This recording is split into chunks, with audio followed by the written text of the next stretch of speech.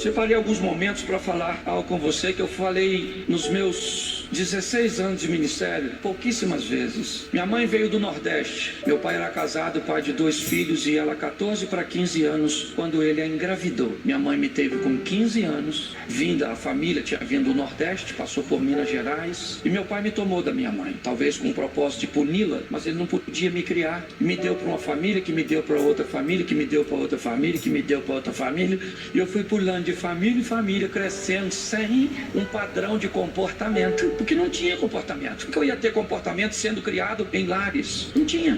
E eu fui crescendo nesse ambiente, onde meus amigos tinham pais, tinham mães, onde tinham comida na mão e eu arrumava a minha. Me tornei adolescente, eu ia chamar os meus amigos para sair e a mãe dele dizia: você só sai depois que jantar. E eu tinha que preparar minha janta. Mãe, passa minha roupa. E muitas vezes eu saía sem passar, porque minha casa não tinha energia. Eu olhava os outros e me perguntava por quê. Por quê, Senhor? No colégio, ninguém nunca foi uma reunião. As minhas provas eram entregues nas minhas mãos. Depois de um tempo, um dos lugares que eu fui morar foi com meu irmão. Ele já é falecido. E ele tinha um bom emprego, me colocou num colégio católico, o melhor colégio na época do local que eu estudava, pagava uma condução para me levar. E eu aprendi que uma das coisas mais abençoadas era o uniforme. O uniforme era um negócio muito legal, porque ele nivelava todo mundo. Quando nós estávamos de uniforme, ninguém sabia quem era rico, quem era pobre, mas havia as festas na escola. E durante aquelas festas, eu queria ir. Eu era um adolescente já para jovem, eu queria participar daquilo, mas lá me doía mais ir do que não ir. Os meninos que estudavam comigo chegavam em carros importados, calçando tênis de marca, as meninas sempre muito bem arrumadas, e eu usava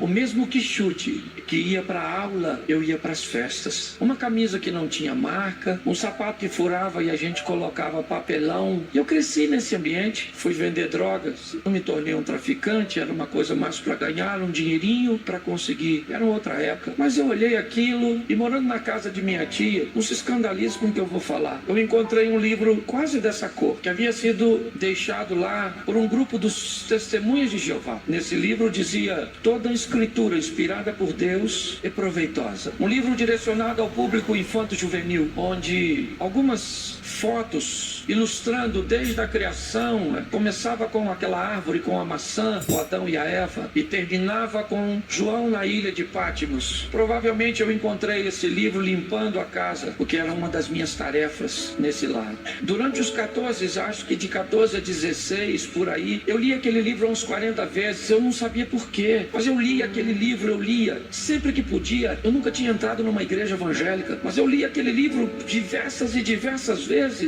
E eu não sabia por quê. A Bíblia eu nunca tinha pego. Aliás, eu tinha medo dela. Eu achava um livro meio perigoso, meio místico. Lá na casa do meu tio, ele era católico, e ela ficava aberta no Salmo 91, que estava amarelo. Virava para o 92. O papai, no seguinte, estava novinha. Mas ali era meio que um amuleto. Não podia desvirar. E o tempo foi passando. E eu conheci uma moça que tinha problemas espirituais. Ela era desviada. E meu tio que me criou, esse mesmo da Bíblia, chamou essa moça uma vez e disse: menina, arruma um menino bom, que tem futuro, porque esse menino não vai a lugar nenhum. Esse garoto é um irresponsável, o pai dele, eu crio ele e gosto, e meu tio me amava, mas ele sabia, ele não falou nada de errado a meu respeito, ele falou apenas o que era verdade. Esse menino não tem futuro. As meninas que eu queria namorar, ninguém. Um menino que chute, calça azul, eu fui dar meu primeiro beijo com 17 anos. Pensa nisso. Feio. Não melhorei não, mas era pior. Pois bem, aqueles problemas espirituais daquela moça me aproximou do evangelho. Ela tinha problemas espirituais sérios. E eu então acabei me convertendo numa segunda-feira. Falei: Senhor, eu não sei se o Senhor existe. Essa menina fica endemoniada aí. E se o demônio existe, que eu tô vendo ele, o Senhor também deve existir ainda que eu não tô vendo. Mas se o Senhor puder tirar ele dela, dá uma força aí. Porque ele pegava ela e queria me matar. Então eu precisava de uma segurança. E ela ficou livre naquele dia. Eu levantei minha mão e recebi recebi Jesus como Senhor e Salvador da minha vida. Aí um rapaz me levou para a escola bíblica e ele falava Noé. Eu sabia quem era Noé, sabia os filhos, sabia o tamanho da arca, eu sabia tudo. Ele falava Daniel, eu sabia. Ele falava Moisés, eu sabia. Ele falou assim, você é desviado. Eu falei, não, nunca fui crente não. Já leu a Bíblia quantas vezes? Eu falei, rapaz, eu nem peguei na Bíblia até hoje. Ele falou, como é que você sabe a sua história bíblica? Assim, eu falei, não,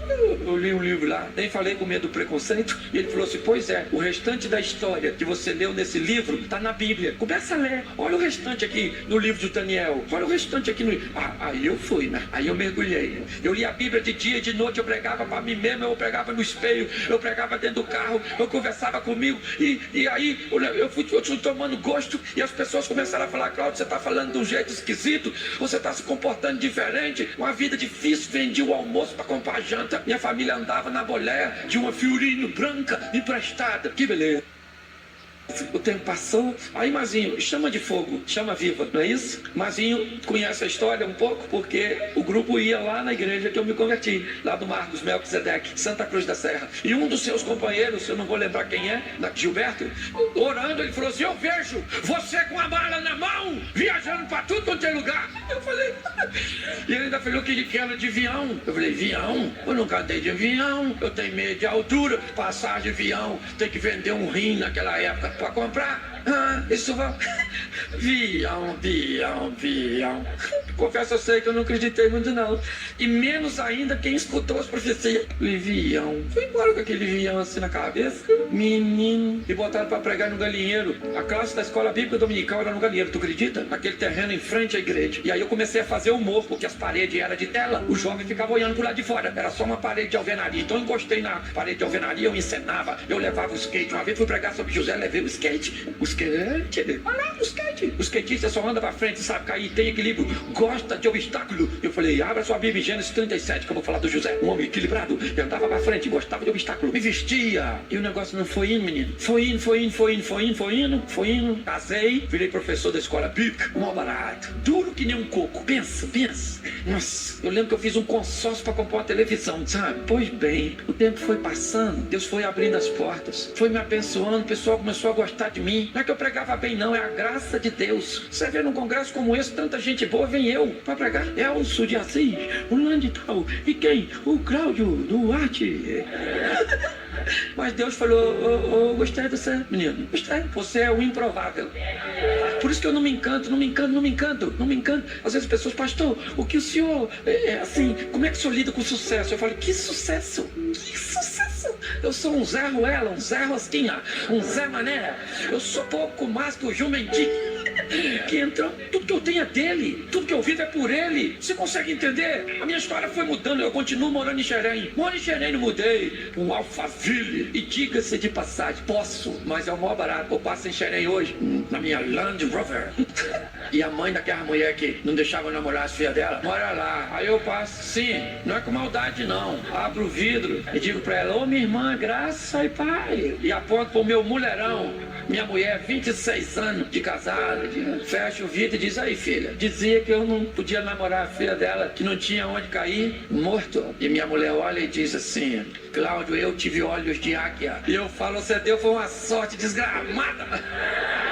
Escute só, pra quê que Deus fez tudo isso? Pra quê? Pra que ele mudou a minha história? Hoje eu posso ajudar minha mãe, ajudar o meu pai, tem uma igreja maravilhosa em Xerém, igreja estilo americana, que Deus colocou no meu coração, num lugarejo pequenininho, tá lá, porque a única coisa que eu quero é cumprir o propósito que Deus tem pra mim. Ninguém acreditava em mim, ninguém achava que eu ia. Às vezes, mas eu tô nos aeroportos, e não apenas no Brasil, sabe? Seja África, Europa, tô falando isso pra, o Cláudio tá querendo, não precisa disso.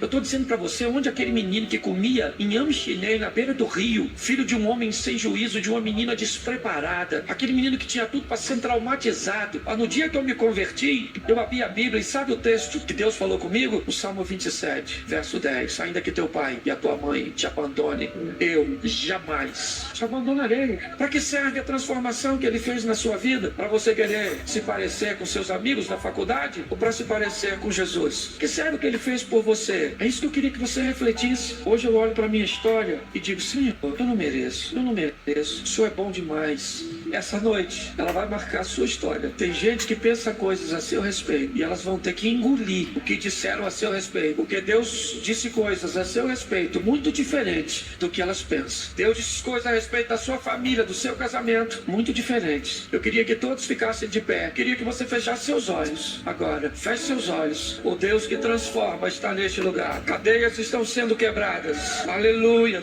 Há um ambiente de transformação neste lugar. Há um ambiente de restauração nesse lugar. Obstáculos foram vencidos com muito respeito, com muito temor. Eu queria fazer uma pergunta para você. Será que nesta noite você não está aqui porque Deus tem um propósito pelo qual te trouxe? Talvez fizeram algo com você, disseram alguma coisa a você, mas Deus hoje está dizendo: você é meu. Por isso, com muito respeito, com muito temor, se nessa noite você está aí e Deus está falando contigo, esteja você aqui dentro ou aí fora, talvez essa seja a sua noite. Que tal recomeçar?